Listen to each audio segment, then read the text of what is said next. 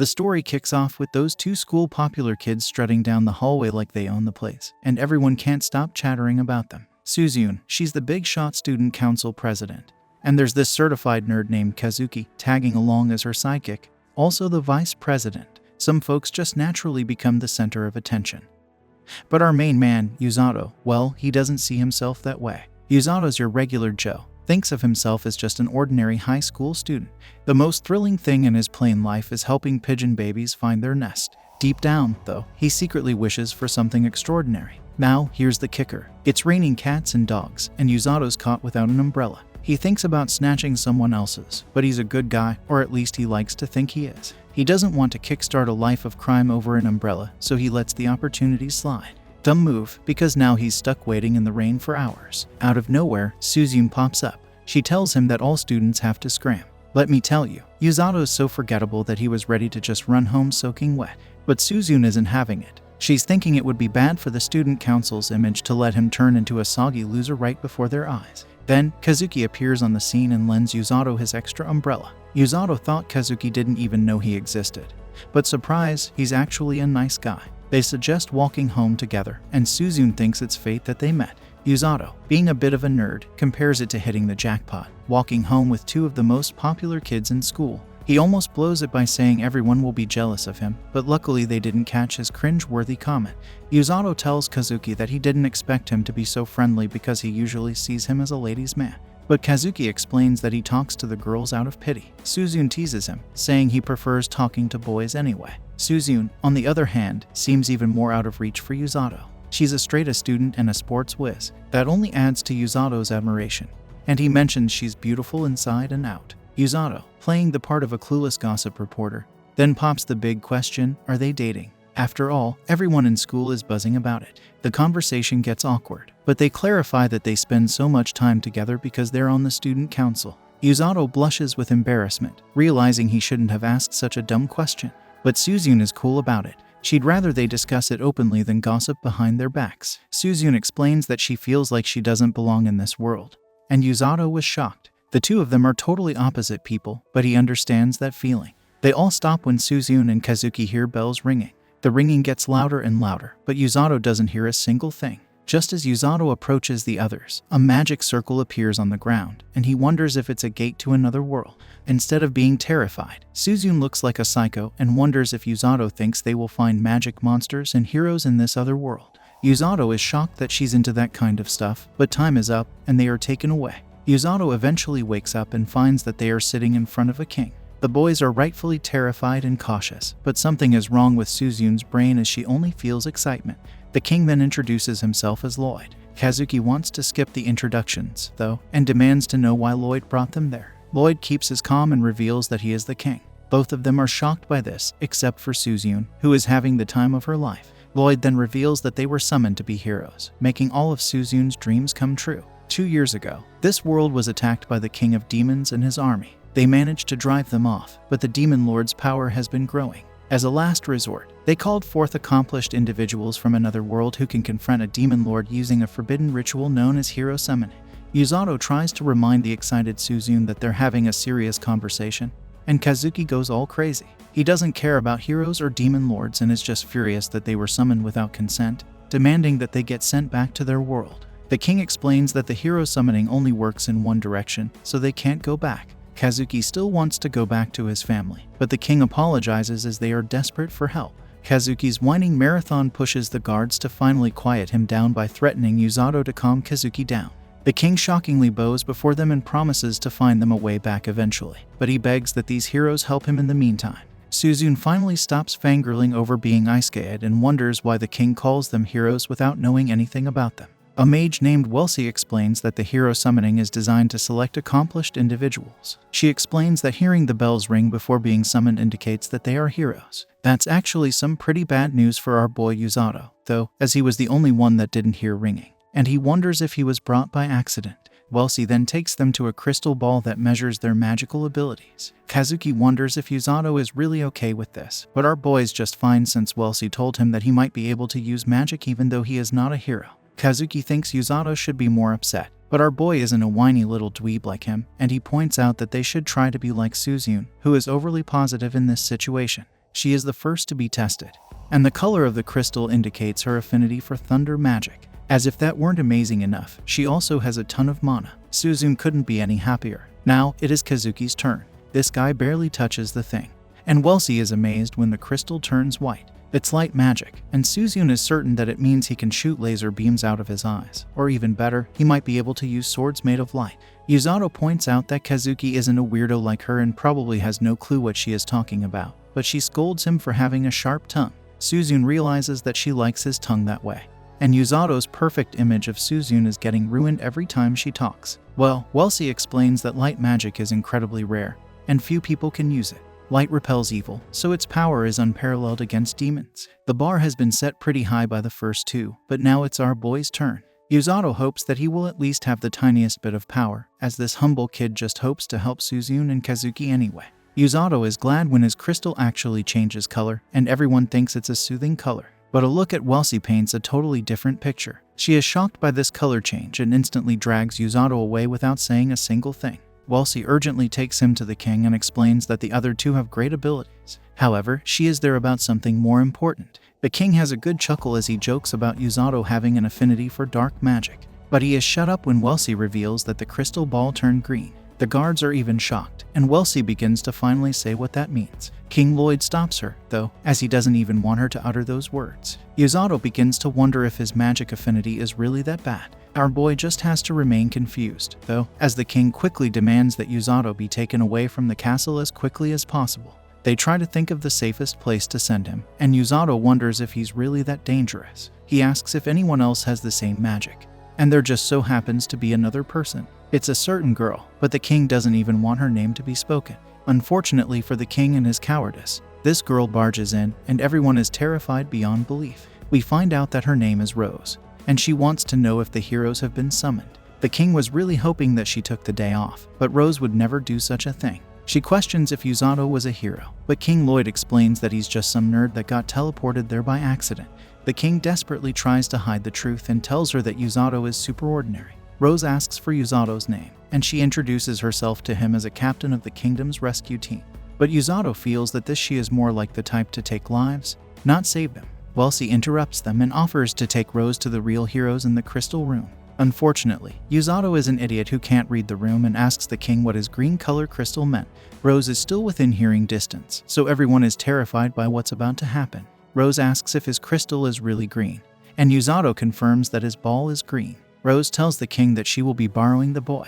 The king decides that he must act quickly and gently tells Welsie to get Usato away from her. Welsie uses some kind of bubble magic to quickly get him out of there, but Rose instantly takes off after him. Welsie sends our non-hero sky high, but Rose is able to get to him almost immediately. She is crazy powerful as she destroys the bubble and rapidly captures Usato. Everyone is left with their mouths open from shock like a bunch of guppy fish. Rose tells the king that she will turn the boy into a full-fledged healing magic user. Welsie can't handle what will happen moving forward, so she faints, and the king begs Rose to stop. He knows that she has been searching for other healing magic users, but he tries to explain that Usato was really dragged into this by accident. His useless words go completely ignored as the two are already gone. Back in the castle, Usato's useless new friends have just been sitting on their stupid hands this entire time, but they are shocked to hear that Usato was taken away. Welsie explains that his life is not going to be ended, but it's still really bad news. He was taken to the rescue team just beyond the castle town. Healing magic users are extremely rare, and the crazy lady that took him is one of them. She intends to train Usato as her subordinate. No matter how hard Suzune uses her dumb brain, she can't see how this is a problem. Luckily, Welsie explains it to her like she's a toddler and reveals that Rose's training methods are extremely unorthodox. At Rose's base, Rose explains that Usato only has the potential to become a healing magic user, which is why she brought him to the rescue team. This will be his new home, and she introduces him to her team. Usato is terrified of these intimidating individuals, and Rose instructs them to look after him. She tells them to be kind, but they appear rather bizarre and introduce themselves. Usato's imagination runs wild, fearing the worst and wondering if he's some sort of sacrifice to these strange people. Rose tries to reassure Usato and tells her team not to scare him, but she herself appears to be the most intimidating. Her team attempts to explain that they are being nice, but Usato doubts they understand the concept of kindness. Rose clarifies that while her team consists of tough-looking individuals, they are not healing magic users. There are 2 other healing magic users on the rescue team, but they usually work elsewhere. It's time to get down to business, and Rose explains that she will teach Usato how to use healing magic extensively. Usato remains in a constant state of disbelief, with every instinct telling him to steer clear of this eccentric group. He timidly asks Rose if he could learn from another teacher, but she disregards his request and informs him that training will commence tomorrow. She instructs one of her subordinates, Tong, to allow Usato to stay in his room and advises them to have dinner and rest. After Rose leaves, her team delivers a harsh reality check to Usato, informing him that he's in a difficult situation. Rose will be personally training him, and it won't be easy. They even suggest that facing hell might be the least of his worries, and they share a good laugh. That night, Usato contemplates what lies ahead. Despite his initial fears, he begins to feel a glimmer of optimism, believing that things might turn out okay. However, uncertainty lingers, as even Rose herself doesn't seem to know what the future holds. The next morning, Usato wakes up and it hits him that he's actually in a different world, not just dreaming. One of the guys informs him that he has visitors. He goes out to meet Kazuki and Suzune, who are glad to see he's okay. Usato says sorry for making them worry and reassures them he's still kicking. Then he remembers Rose and her training, which starts today, and he's not so sure about surviving it. Kazuki and Suzune are taken aback by the idea of Usato's tough training. Kazuki is ready, though, thinking it's a chance to do something worthwhile. Suzune admires his determination and shares they're starting their training too. Usato's curious about their hero training, mainly because he thinks their costumes are cool. Suzune finds it funny, but Kazuki appreciates Usato's compliment, saying it's helped him make up his mind. Usato's a bit puzzled, but Kazuki tells Suzune he'll give his all in this new world. As they leave, Usato reflects on how Kazuki's struggling to fit into the hero role, while Suzune seems more at ease since this adventure is what she wanted. Thinking about this, Usato silently vows to be of help to them in the future. Just then, Rose appears, asking if the heroes have left. Usato, slightly overwhelmed, doesn't answer right away. Rose checks if they had a good chat, and Usato, trying to act cool, thanks her for caring. Rose clarifies that Usato isn't trapped and can hang out with his friends whenever he's not training. Grateful, Usato gets a diary from her to jot down his training and thoughts. She tells him they'll start training after breakfast. Usato's first day of training turns out to be chill, focused on relaxing and concentrating. He feels a strange sensation in his chest, and Rose explains it's magic. She plans to teach him to control and use it. Usato's confused but goes with it, trying to sense the magic. Next, Rose gives him a book to read. Usato doesn't think he can read it because it's in a foreign language, but surprisingly, he understands everything. Rose says it's thanks to a translation spell everyone gets when they're summoned here. Using pictures in the book, Rose points out where they are and where the demons are. Usato realizes they're not far from each other, and Rose mentions Linger as the demon's main target. She encourages Usato to read up on the world nations, races, and demons. Usato starts reading, finding this part of the training pretty easy. On his second day of training, Usato's experience shifts dramatically when Rose makes him run relentlessly, a stark contrast to the magical focus of the first day. By the third day, the running becomes so intense that Usato's legs give out. He collapses, but Rose, angry at his resting, uses healing magic on his legs. Usato initially complains about the pain, but then realizes he isn't hurting at all. Rose scolds him and tells him she's healed his muscle soreness, so he must keep running. Despite his exhaustion, Usato resumes running, fearing Rose's threat to revive him even if he dies, just to continue the training. Feeling overwhelmed, Usato finds solace in writing in his diary to express his frustration. On the fourth day, he joins the other squad members for training. However, the bandits mock him, and even Rose adds to the insults, saying it's part of military training. Usato mentally plans his revenge, venting his feelings in his diary. Despite his continued efforts on the 5th and 6th days, Rose still berates him for being slow. Exhausted, Usato collapses to the ground and once again turns to his diary for comfort. However, as he tries to stand, he notices his hand glowing with what seems like healing magic, leaving him puzzled about its activation. The 7th day brings a new level of harshness. After running to the point of exhaustion, Rose uses Usato as a punching bag. Approaching him, she ominously declares that the more he hates her, the tougher she will be. Usato is horrified, realizing she might have read his diary. He doubts she can read Japanese, but her actions suggest otherwise. She then physically lifts him and tosses him, commanding him to run again. Mid-air, Usato silently vows to rename her as the muscle-headed demon gorilla in his diary. Days 8 and 9 follow the same grueling routine, running until he can't anymore, enduring Rose's physical training, and repeating it all day long. As time passes, Usato, without realizing it, starts to heal himself whenever he gets injured. He soon discovers that he's using healing magic effortlessly, not feeling any pain or injuries. He understands that he's not using the magic because he needs to, but rather it's become second nature to him. Motivated by this realization, Usato begins to run again on his own initiative. On the 10th day, things start to change. With his newfound mastery of magic, Usato can run without tiring. But deep down, he still doubts his ability to assist Kazuki and Suzume, given that he can only run. He refrains from questioning Rose, fearing her harsh response. However, Rose pushes him further, ordering him to complete 30 more laps at a faster pace. Frustrated but determined, Usato vows to finish the training and prove himself. But the challenge escalates the next day when Rose adds 1,000 push-ups to his routine. Usato relies on his healing magic to endure the strain, ensuring his body can withstand the rigorous exercise. Rose then questions Usato if he understands the purpose of this intense physical training.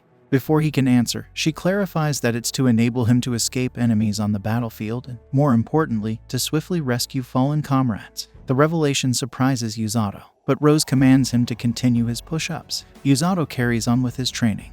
Noticing that Rose doesn't yell at him as before, he feels he should be relieved, but instead, he's unnerved by the change. On the 12th day, Usato spends the morning running and the afternoon doing push-ups. He feels his body getting lighter, and Rose, noticing this progress, adds weights to his running the next day. His training intensifies, and by the 14th day, Usato finds that his lunch has been stolen. He confronts the squad, and Tong cheekily admits to enjoying his meal. Angered, Usato throws water and tries to punch Tong, who effortlessly dodges and reminds him that internal fights are not allowed. Tong runs off, laughing, with Usato pursuing him effortlessly, even with the added weights. During the chase, Usato has a moment of self-awareness, realizing he's adapting to the harsh training and complaining less, almost as if he's being brainwashed. On the 21st day, Kazuki and Suzume, along with a princess and a knight, come to visit Usato. They're stunned to find Usato doing push-ups with Rose sitting atop a large rock on his back. Rose criticizes him for being too slow but encourages him not to give up. Usato, showing newfound confidence, insists he won't stop and even boldly claims the task is too easy since Rose is light. Rose, amused by Usato's response, hops off and adds another rock to increase the challenge. Despite his immediate regret, Usato perseveres, using his healing magic to sustain himself. Rose even starts to admire his grit, commenting that he's turning into the kind of guy she likes, hinting she might take him along with her sooner than planned. Kazuki and Suzume are amazed at the tough training Usato is undergoing. Suzume, impressed, can't help but drool over Usato's developed muscles. However, the knight gets furious, confronting Rose about her extreme training methods. He accuses her of trying to break Usato, but Rose coolly tells him to let her go. The knight persists, but Rose, grabbing his hand, asserts that she has her way of training Usato to become her right-hand man. The knight and Usato are both taken aback by her statement. Rose explains that Usato is a valuable asset because of his resilience and refusal to quit, traits she greatly admires. Usato, however, is concerned that the knight might intensify his training. Rose then instructs Usato to take a lunch break. The knight requests Kazuki and Suzume to look after the princess while he discusses matters with Rose privately. They leave, and the knight voices his displeasure to Rose about the king's order to re-enlist her, despite his objection. Rose refuses to return, citing the loss of one of her eyes. Resting under a tree, Usato learns that the man with them is Siglis, the kingdom's strongest knight and the trainer of Kazuki and Suzume in swordsmanship.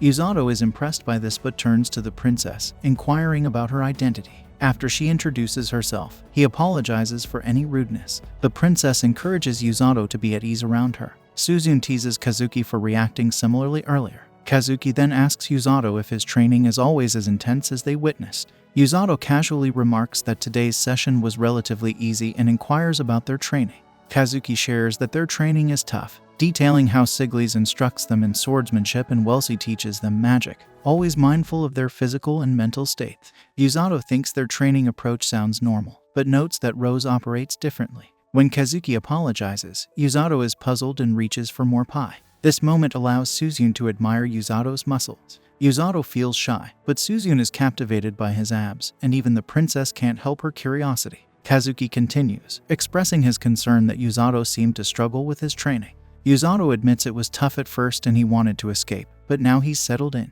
His companions grow curious, and Usato explains that while Rose intimidates him, he no longer feels the urge to run away. Instead, he finds enjoyment in the training and his new life. Suzyun is impressed that Usato has already found his place in this new world, but Usato just calls it stubbornness. He shows off his healing magic, saying that since they'll be fighting as heroes, he wants to contribute too. Suzyun flirts, asking Usato to save her when she's in trouble. However, Usato teases her, saying it's too late for her to act like a normal girl. She gets upset, but even the princess agrees with Usato. Suddenly, Tong shows up, claiming he has Usato's lunch. Usato, annoyed, confronts Tong with a stern face, questioning his cheerful attitude despite stealing his lunch. Tong, unfazed, advises Usato to let go of the past. Usato, still upset about his lunch, lunges at Tong, and they start fighting. Their brawl scares the princess, but Kazuki reassures her, saying this seems normal here. Suzyun agrees, noting Usato is adapting to this world faster than they did. This inspires Kazuki to return to the castle for more training. After the fight, Usato and Tong are both bruised, with no clear winner. That night, as Usato relaxes in a bath, he realizes his body has changed from the rigorous training and healing. He reflects on Rose's advice to run fast on the battlefield and wonders if he's up to the challenge. The next day, Rose hands Usato a bag and says they're going outside. The bandits look worried, realizing something significant is about to happen.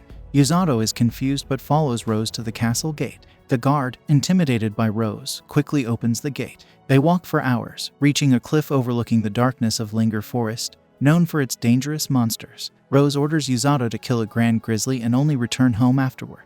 Usato protests, pointing out that such a monster is usually the strongest after 100 years and he doesn't know how to fight. Rose, irritated, throws him into the forest regardless. This brings an end to our episode. If you enjoyed it, then don't forget to like, share, and subscribe for next episode.